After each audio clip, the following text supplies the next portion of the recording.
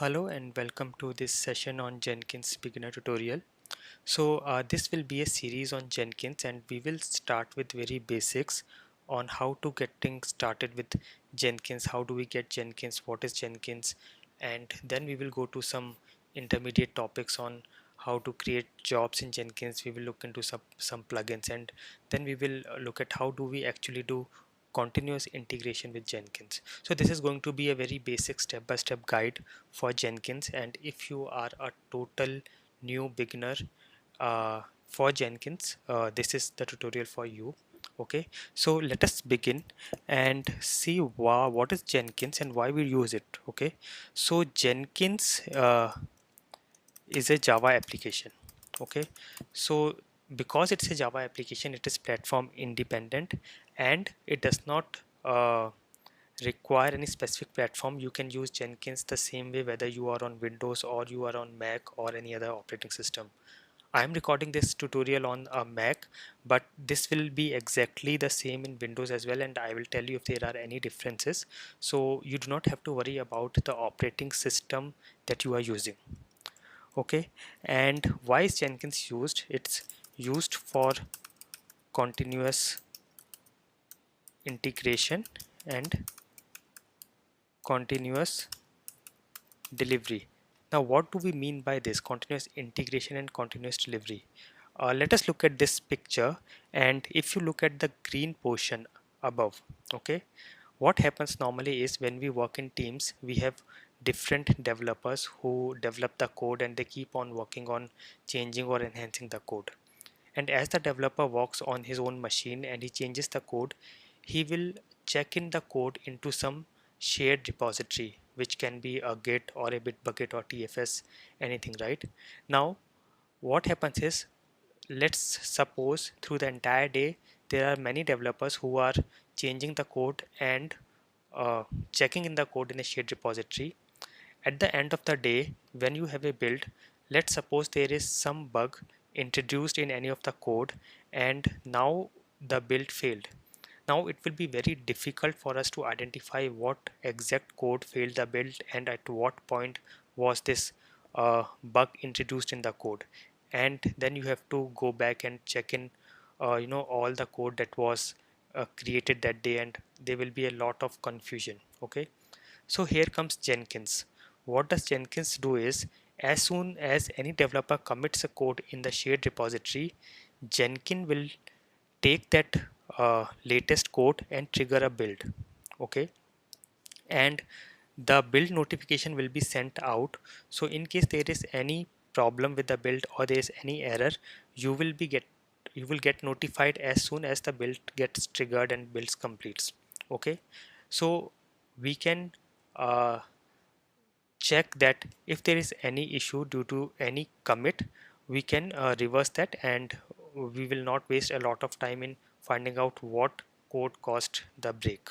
Okay, the other thing is, let's suppose the build is successful, we can also integrate our unit test or acceptance test or performance test along with the build as a post build actions in Jenkins, and it will be automated. So as soon as the build gets deployed, Jenkins will trigger some test cases or some testing, which will be automated, and it will send out a report back to us. Okay, so let's suppose the build was successful, there was no exception, but due to the changes in the code, there was something which broke in the application. So we will come to know instantly that there is some break due to this code, and we can troubleshoot it. So you can see how efficient and powerful the entire system can be, and this is what is called as continuous integration.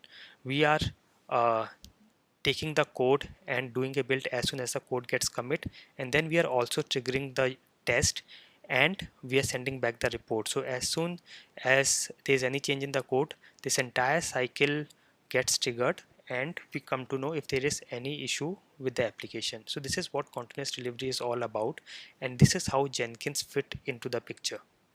Okay, so let us start with downloading and getting started with Jenkins, and step one will be download Jenkins. Okay, so let us go to our browser and I will just say Jenkins, and the very first site I get is jenkins.io. Let us go there, and as soon as you go to this site you will see this download Jenkins. Now we have two options. One is the long-term stable release and the other one is weekly release. So weekly release is whatever they are developing, they put it here, so we can take it from here, but I would prefer that you take this support release, which is like stable release, and you can click on the war file.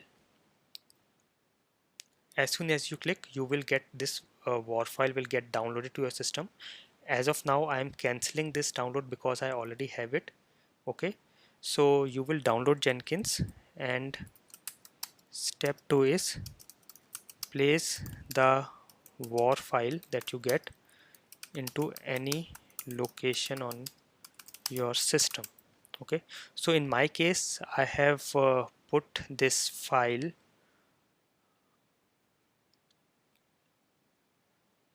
under desktop Jenkins. Okay, you can see the jenkins.war file is present here.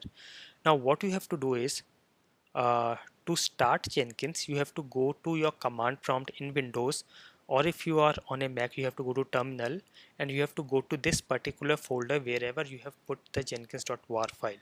Okay, so step 3 will be go to command prompt in case of Windows, or terminal in case of Mac, and there you have to type the command.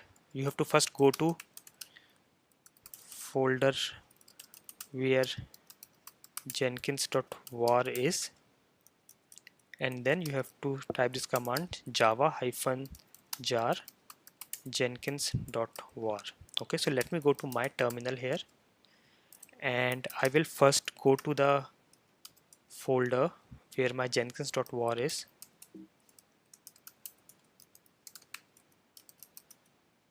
Okay, so I'm going here, and now I will say java-jar jenkins.war and enter. So as soon as you click enter, you will see some information coming here. So this is extracting from war file. Winstone is the server, uh, and it will take a couple of minutes, and once this entire process is done, your Jenkins will be up and running and you can access it through a browser on port 8080.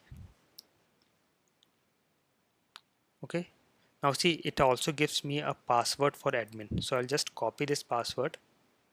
Okay, so whenever you start Jenkins for the first time it will be asking you an admin password, so I will just copy this here.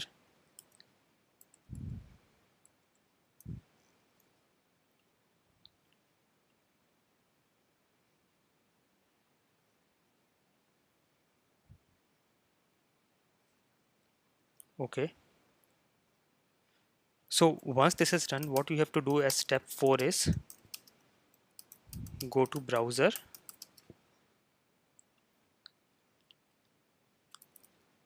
and you have to say localhost 8080. Okay, of course HTTP will be there. So what does localhost means? Localhost means your local machine. So you can also give the IP of your machine instead of localhost, and 8080 is the port on which Jenkins will be running. Okay, so if I go to my localhost 8080,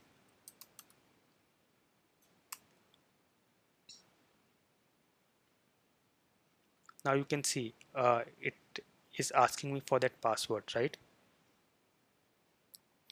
So I will give the password which I got from here, this one.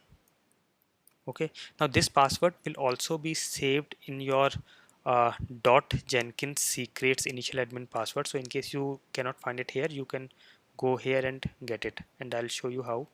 As of now I'm just going and I'll put this password and say continue, and now it will start my Jenkins initial screen. Okay, now as soon as you enter the password, it will ask you to install some plugins.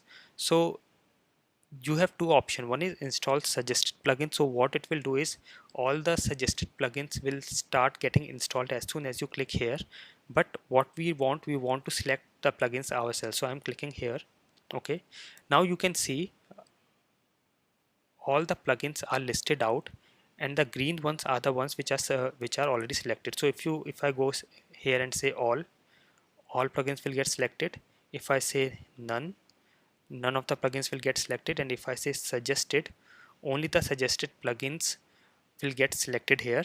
Okay, and here I can browse by the category of plugins. So organization and administration plugin, you can see what all plugins are available.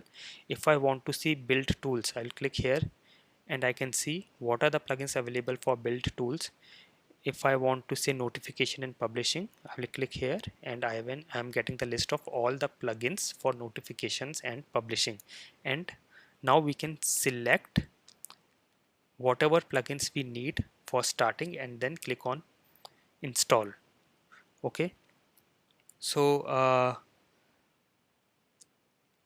I'm not selecting any plugins, but yes, you can select the suggested plugins. Okay, and then you can click on install so that all the plugins will get uh, installed into Jenkins. Okay, after that, after the plugins are installed, you will get this screen, create first admin user. So you can create any user or you can continue as admin. So if you create some users, you will get a separate user, otherwise you can continue as admin. Okay, you can start using Jenkins. So now we have uh, downloaded and started our Jenkins, and this is the home window of the Jenkins. Okay, now we also should be aware of where are all our plugins in the Jenkins directory. So if you go to, if I am on a Mac, I will go to my user folder, and here you will get a .jenkins folder. Okay, now here I am not getting it because it is a hidden file, a hidden folder. And if you are on a Mac, what you have to do is go to your command prompt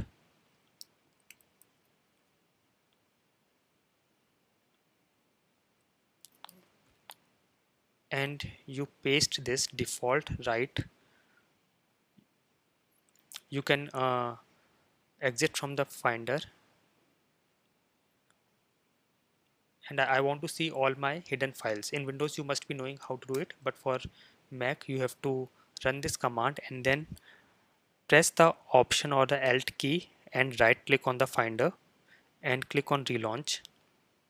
Okay,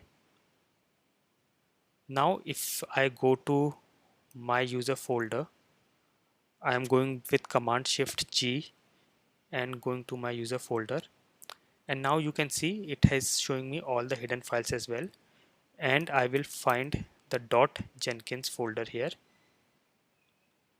Okay, so this is my .jenkins folder, and inside this folder I will have all the configuration logs and everything related to Jenkins and the plugins as well.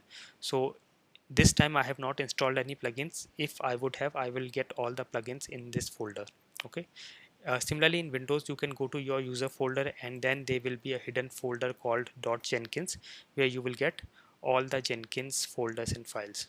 Okay, so this is how we start Jenkins, and you can say step 5 will be installed required plugins, and 6 is get started with Jenkins.